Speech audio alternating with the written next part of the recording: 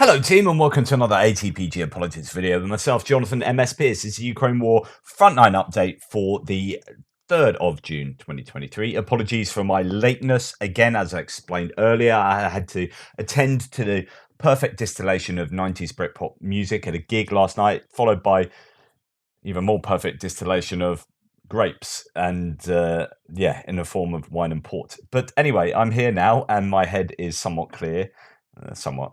Let's get to the front line. And before we go to the northeast sector from Kupiansk to Svatova to Kreminna, where we normally start, actually, it's worth popping to the border with Russia, Belgorod, more precisely. And indeed, this area, I guess, north of Kupiansk. And we have Kupiansk is around about there, isn't it? So we're talking about this area. Let's look at it on my map. It's a little bit clearer. So there's Kupiansk. We're looking at Orozovo. Now, there were some claims that there were incursions there as well as where we have seen previously Shebekino and Graveron. So you've got, let's see if we can even put some nice scribbles on the map because that's always fun, right? So they're there and here. Now, I've not really heard any concrete reports of what's taken place in Orozovo, but it would make sense for these Russian, I guess, pro-Ukrainian Russian volunteers attacking in these three different places, keeping the Russians on their toes and distracting them from being able to, sort themselves out on the front line proper. War Gonzo, who is a pro-Russian source, saying yesterday that 100+ insurgent fighters are currently engaged in a fight with Russian Federation forces in a new axis in the Belgorod region near Orozovo-Vorovka. Now, as I say, I haven't seen any real confirmation of this certain video footage. There's a lot of claims along those lines talking about how that would be a useful place, and I'll explain why in a second. That I think that it's been under sort of MLRS, a bit of threat from Ukrainian multiple launch rocket systems and artillery. It's well within artillery range. If we go back to my map and get some kind of distance on that, you can see that. I don't know if you're back in Ukrainian lines, it's a mere sort of under 20 kilometers away. I mean, it's easily within artillery range. Why it's important is because you have a railway going from Starobilsk through there, through a place called Troitsky. Oh, no, it doesn't do that. Through Troitsky and then into Orozovo, right? So you'd start taking out that railway in Orozovo, and you are essentially doing the same damage as you might want to do by attacking Starobilsk directly. I talked previously about Starobilsk being a really important logistical hub, and it still is. You've got the railway going through there, but you also have all of those roads connecting the region. Now, there isn't a lot in the area, this area of Luhansk. It's quite sort of rural, or certainly, there's a lot of countryside there. There isn't too much in terms of larger cities like you would see further down south here. So if you're going to attack into Luhansk, the only reason would be really to strike Starobilsk, or to try and get behind the conurbations here of Rubizhnya-Kreminna, Rubizhnya-Severodonetsk, so on and so forth. So Lysychansk as well. So that would be one of the reasons to attack Luhansk. But yeah, Starobilsk being the other. And Svatova is probably your first port of call. So I was wondering why in the original counteroffensive, the lightning counteroffensive, they didn't quite get Svatova. I think, taking this territory would have been really, really useful because you've got a river there, you've got a main highway, and you've got railway. But they didn't quite do that. And indeed, I was saying the next target would surely be Starobilsk. But actually, if the reason Starobilsk is important because of the railway line, not so much because of the roads. And if you took the railway out here at Orozovo, then actually you're doing the damage there. You're effectively doing the same thing as you would in Starobilsk, but actually that's way closer to Ukrainian positions there rather than Starobilsk, which at present is still, there have been strikes on there. It's just about in HIMARS range. So as you can see there, that's about 80 kilometers. If you can get HIMARS that close to the front line, then you can take some pot shots at Starobilsk, and I think that has happened. But it's possibly easier to hit that railway line up here. So I don't know what activity has taken place in Orozovo for sure. As I say, there's just lots of different claims, but lots of people talking about how the railway is an important target. You've got a railway bridge in that area, which is, so if we come and follow the railways, it comes through Troitska. Railway comes up here. I'm pretty sure this is the railway as it comes over, and I'm pretty sure I saw a bridge. Yeah, so this is the railway there, and there are several bridges along there. There's a bridge there that you could hit.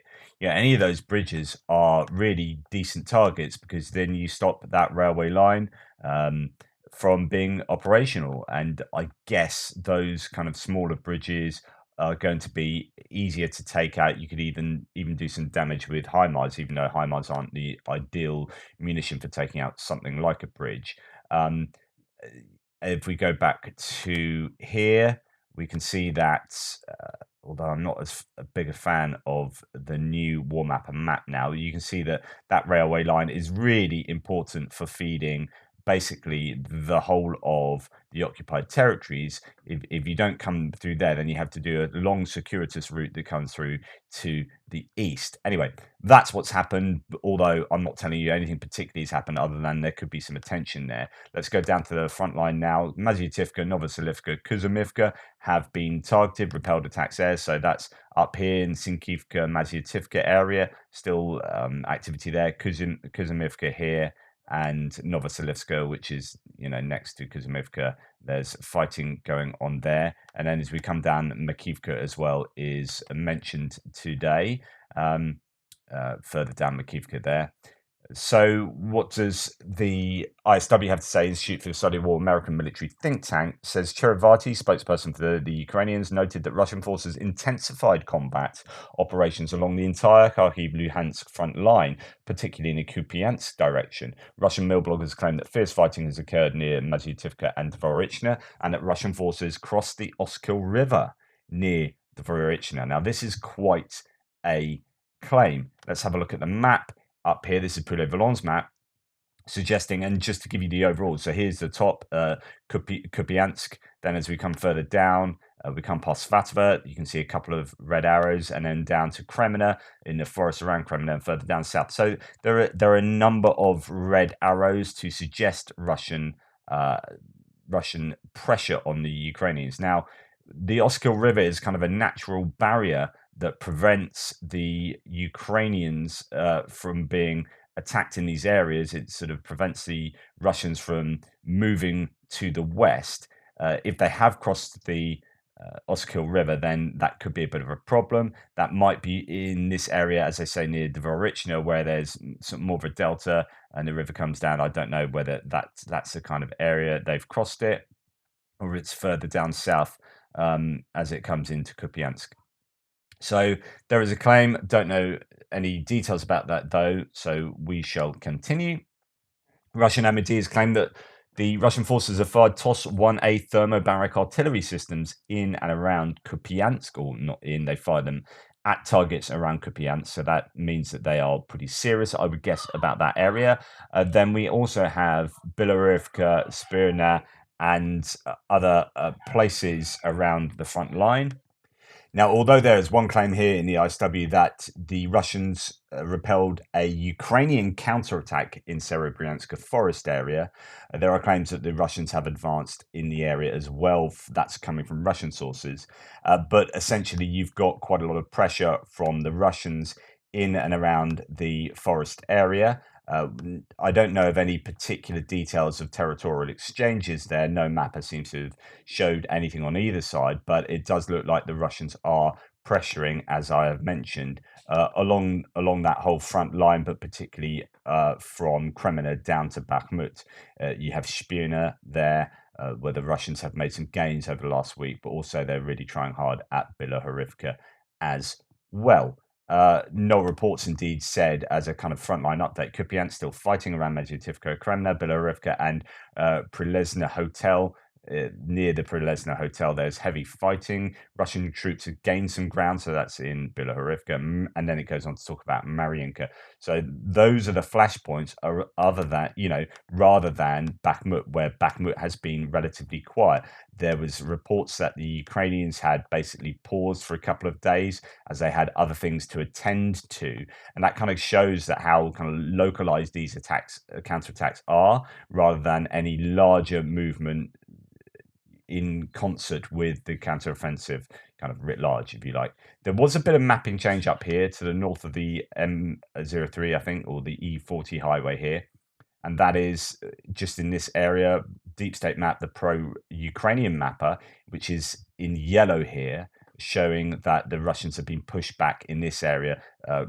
Pro-Russian mapper, Syriac map, still has the Russians in that area. Deep State had it up here, and then it's pulled back to be more in line with Andrew Perpetua's lines here in blue. So just to remind you, as I have to do every day, new viewers and whatnot, only in the Bakhmut area, I have 3 lines representing all of the lines representing Russian defensive lines, or where the Russians are at. Sometimes they're on the offensive. So here the blue lines is pro-Ukrainian mapper Andrew Perpetua, yellow pro-Ukrainian, Deep State, and red pro-Russian Syriac maps. And they generally agree with each other in this northern area. And indeed right through the city, and then some disagreement south of the city. There's still some claims that Ukrainians are holding on to some buildings in the southwest outskirts of Bakhmut, and then quite a bit of disagreement between all 3 mappers really around here by Klishchivka. A little bit more agreement as it goes further south, but not too much news to report. Let's go to the ISW. Says about Bakhmut, there were no reported combat engagements in the Bakhmut direction on June the 2nd. I mean, that's staggering, considering what has been taking place there for the last, 9 months or so. Ukrainian Eastern Group Forces spokesperson stated that no combat engagements occurred in the Bakhmut direction in the past day. Cherevati reported that Russian forces relieving Wagner forces in Bakhmut do not want to engage in the same attritional fighting as Wagner forces previously did. And that's a really important claim. The Ukrainian General Staff did not report any ground attacks in or around Bakhmut. The UK Ministry of Defence, this is an interesting bit of evaluation here, a bit of calculation, reported that Russian forces only advanced 29 kilometers during the entire battle for Bakhmut. It's really funny when you hear some of the pro-Russian forces saying, oh, the Ukrainians are still, God, they're doing really badly. Oh my goodness, they're hardly taking any territory. It's really terrible. It's negligible territory. It's like, do you know how quickly the Russians advance in 9 months? Ukrainians have done pretty well considering they've not brought any extra forces to bear here. And indeed, the UK MOD has done that calculation. So 29 kilometers during the entire Battle of Bakhmut, which works out at, so if you say there are 60,000 casualties, wounded, killed, etc., in the Bakhmut theatre for the Russians, that works out as 48 centimeters of ground for every person lost, killed or wounded, since May 2022. So each person is worth 48 centimeters. That's pretty staggering. That's pretty much Bakhmut. There are some other claims concerning Bakhmut from other sources. Ukrainian aviation is striking at Russian positions in Bakhmut. Russians place machine gun nests and ATGMs in the building, which is then targeted by... Jesus wept. Sorry about that. My fingers, I can't feel my fingers, and that's really frustrating. So, as you can see here, some buildings are getting properly targeted by the Ukrainian aviation, which is not something we've seen an awful lot of around Bakhmut. In fact, generally, Ukrainian aviation does unguided attacks from a distance. So it'd be interesting to see how these buildings are being targeted, what munitions are being used here, whether this is JDAM bombs that are being dropped, these sort of guided bombs that are taking dumb munitions and then adding GPS and fins and giving them a bit more range. It certainly looks like it could be something like that. I'd be interested to see what any of you guys think of that activity.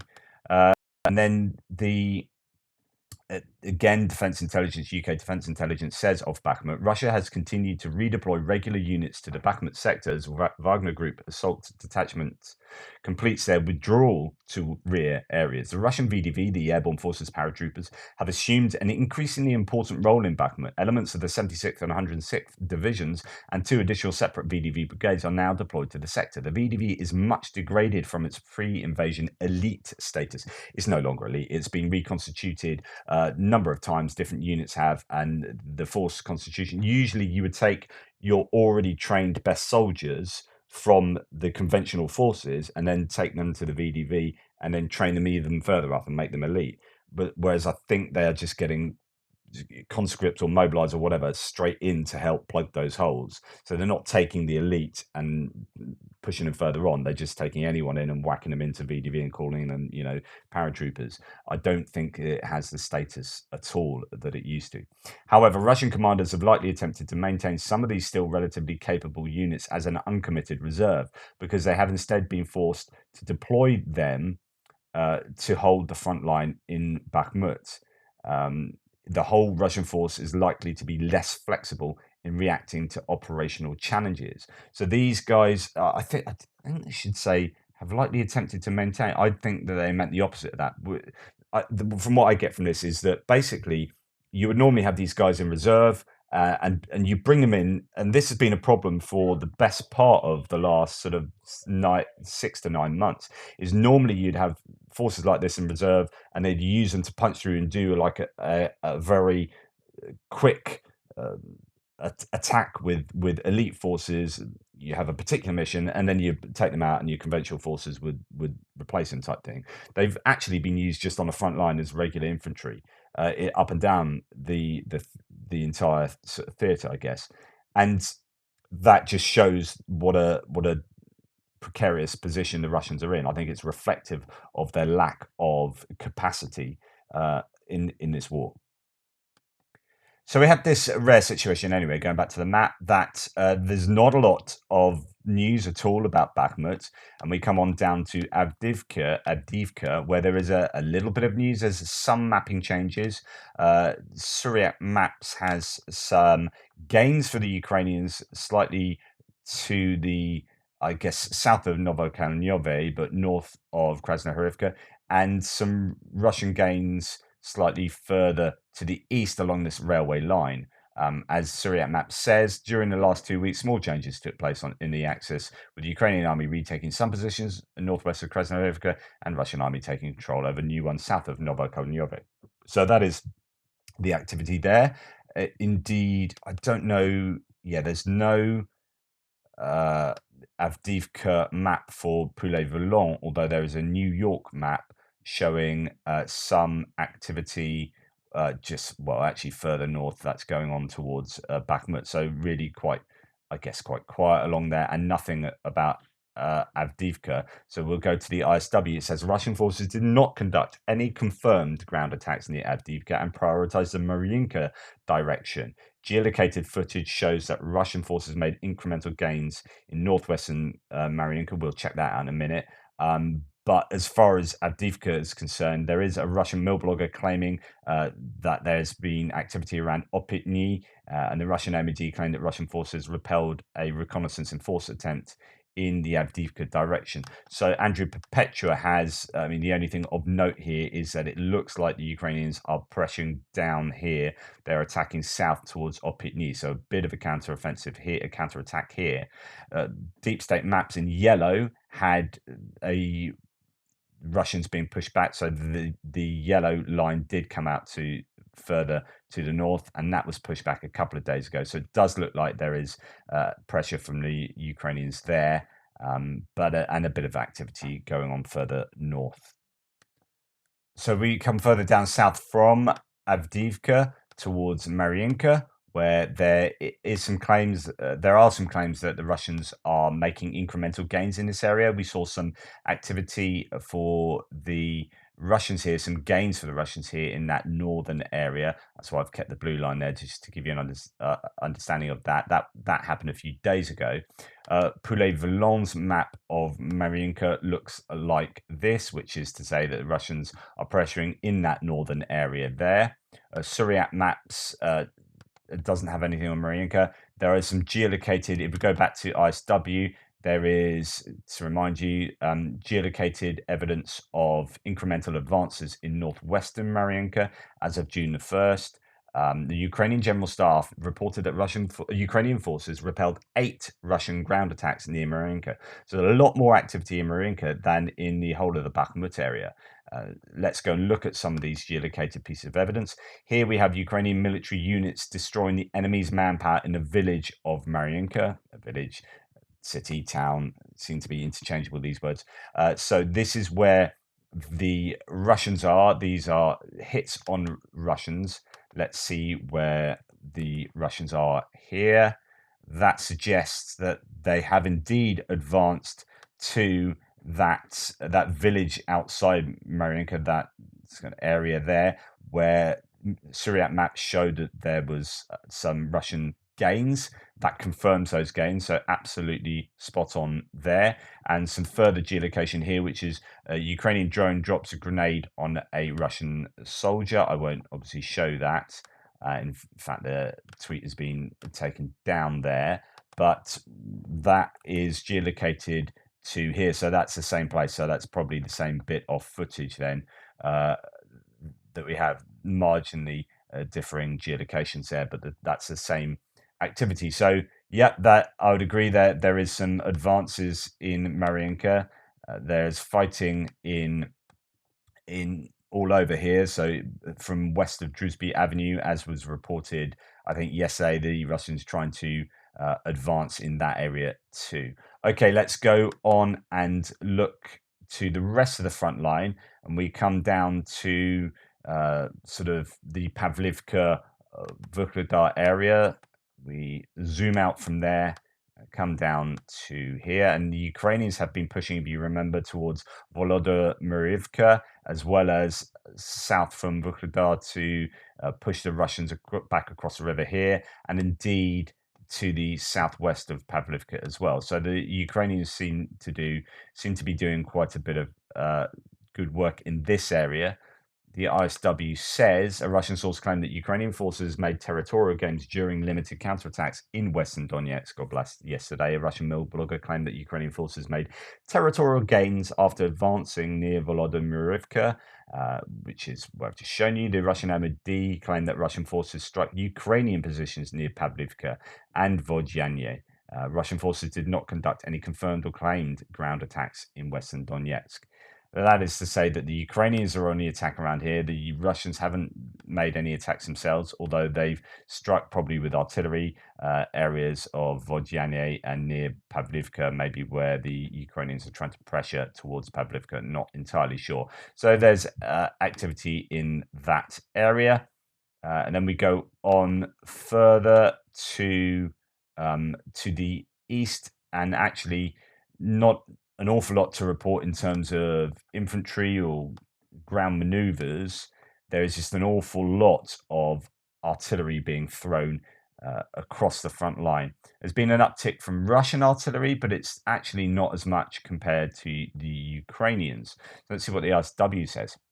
Russian forces continued routine artillery and airstrikes throughout southern Ukraine on June the 2nd.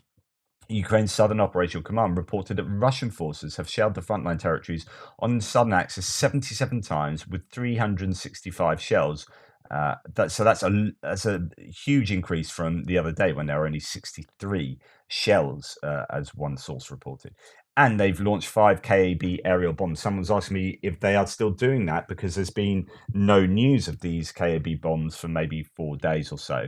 It seems that they are still doing that, although I think 5 bombs, I wonder whether that is less than we have seen on other days. So I don't know whether they are struggling to get hold of these now, or whether the Russian aircraft are more cautious in their approach because there might be Patriot batteries nearby, so on and so forth.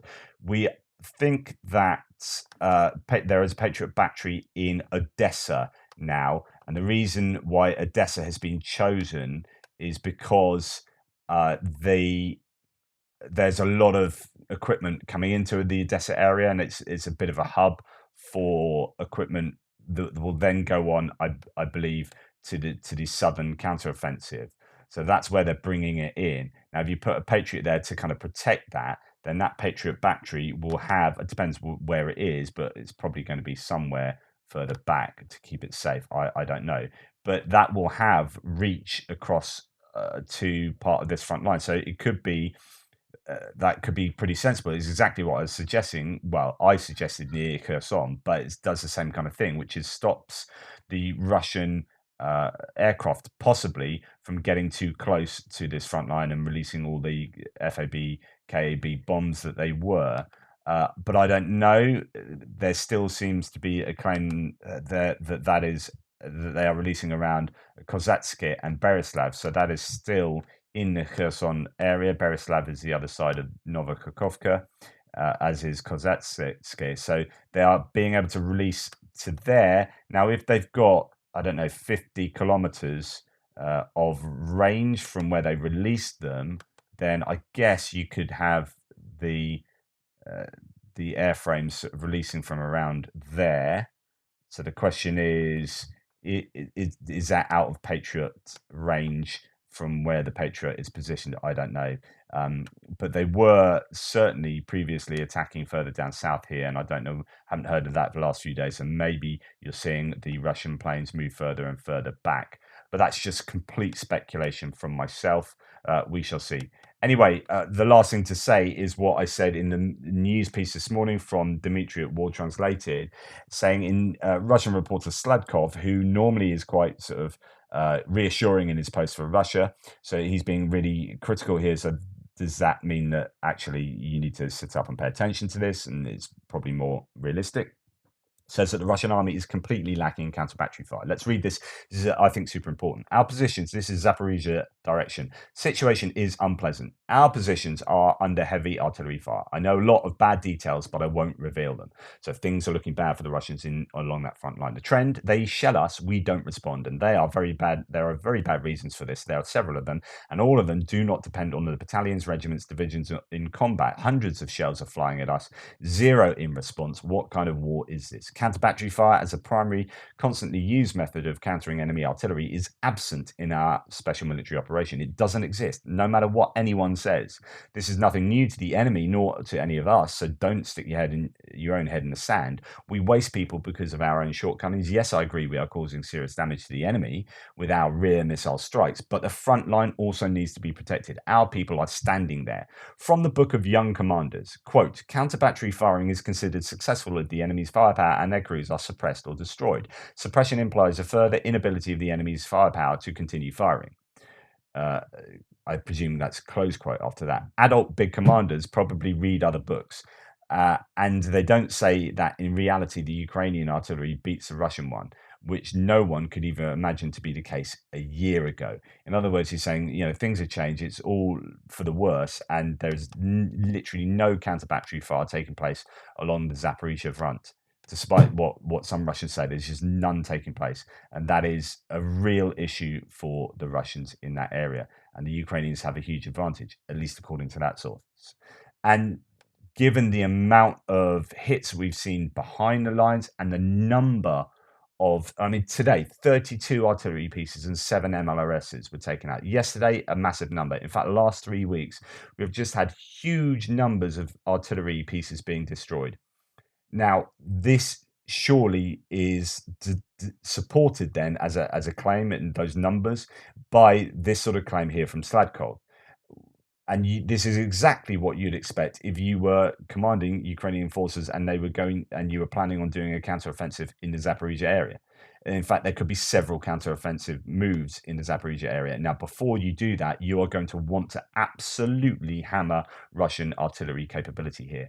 And that's what's happening. So I would expect they are having huge numbers of drones active here, explicitly searching out artillery, and then that artillery being purposefully targeted. I could imagine HIMARS being involved here. We're not hearing so much about HIMARS strikes. We used to hear them an awful lot in Luhansk, behind the lines in places like Elchevsk and so on and so forth. I wonder whether HIMARS are being brought down to here and are being used for precision strikes on artillery pieces. And I would say that would be a really good use of HIMARS. You might think that the That's spending too much money on a PGM, precision guided munition, for a simple piece of artillery. But you want to absolutely make sure that when you are attacking here, that you have minimal issues to consider, minimal challenges. So yeah, they're going to have to deal with minefields. Yeah, they're going to have to deal with trenches. But if you can take out artillery so they don't have to deal with artillery, then that means you can concentrate on the challenges you do have. So I think, I would imagine they're just throwing everything at destroying artillery all on this front. This is just me speculating. I could well be wrong, but that seems to be the picture that's being painted. Anyway, let me know if you agree or disagree. Thank you for watching. Please like, subscribe, and share. Really appreciate all of you as ever. Take care, and I'll speak to you in my update extra later. I have so much content to go through in my extras. I don't know how I'm going to cope because I just keep adding to the list. So I will possibly do a couple. I don't know. I don't want to oversaturate content, but I just got a lot to get through. Anyway, speak soon.